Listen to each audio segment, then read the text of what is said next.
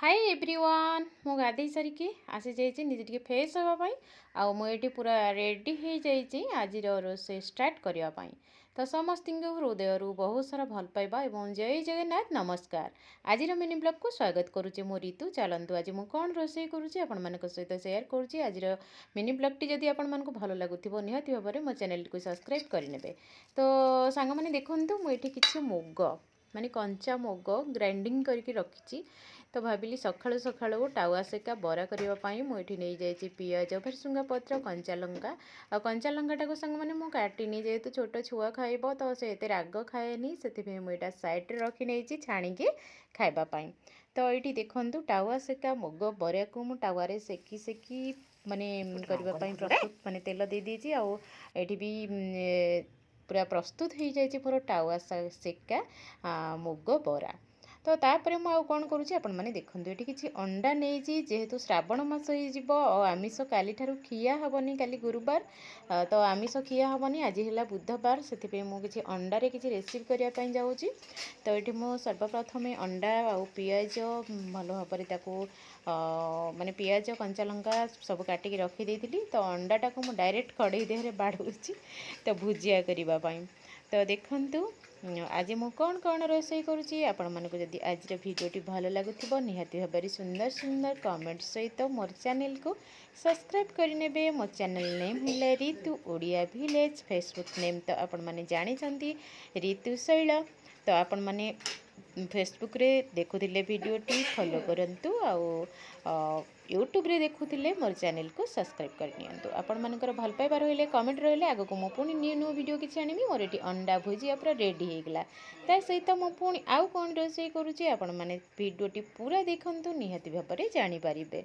तो अंडा भुजिया पूरा रेडी हो जाइछि आउ पूरा बांफ केमती जाउछि आपण माने देखंतु। आउ किछि अंडा मुठी सिझेकी रखिछि तो अंडा तरकारी बनैबा पई। तो ये मु कड़े बसई देती आ तेल भी दे देती मसला पूरा बाटिकी रेडी कर नहीं। तो चलतु अंडा तरकारी करवा। तो ये मु सर्वप्रथम आलू को टिके तेल भाजी दूसरी जेहेतु कलर टी भल देखा जीव आलूर से आलूटा को मुझे माने हल्का हल्का भाजी दूसरी सहित अंडा भी देहरे हल्का से भाजी देती किसी हलदी पकईकी तो टे सुंदर देखा मुझे एमती हल्का भाजी दूसरी सहित देखुन सांग मैंने ये कड़े में तेल दे दीची आ तेल पूरा गरम हो गलानी। बर्तमान आम मसला पकईदबा। तो पेस्ट करके रखी थी पियाज रसुण अदा सब किसी पेस्ट कर रखी सहित किसी टमाटो और कंचा लंका ग्राइंड कर रखी थी से देहरे ऐड कर। तो मु बहुत लंका कम यूज करी जेहेतु छुआ खाइब से लंका सब बड़े कम यूज करे। ता सहित आलू आउ अंडा भाजिकी रखी थी हल्का ना ताकू मु बर्तमान मिक्स कर नहीं। तो सांग मैंने मुझे आपण मानक कहवाक चाहूँगी जे आमर सबु बेले माने लुण आउ लंका ये दीटा टिके कम रही थाए जेहेतु छुआ खाऊँगी आ लुण सब बेले मो हजबैंड कहती कि लुण सब बेले कम खाइब देहपाई बहुत ही भल से आमर टिके लुण कम रुहे। तो आपण मैंने आपण स्वाद अनुसार लुण खाया पकईबे आपण मैंने जी लुण खाऊे से लुण दे। तो लास्ट में मोर ये तरकारी पूरा रेडी हो जाइए तो मुझे गरम मसला लास्ट में पकई दूसरी। तो अंडा झोल मोर ये कम्प्लीट हो गला सहित भात भी हो जाइए। चलतु बर्तमान आउ कौन करुँची देखु। तो ये कम्प्लीट माने तरकारी पूरा कम्प्लीट हो बाढ़ा खावाई।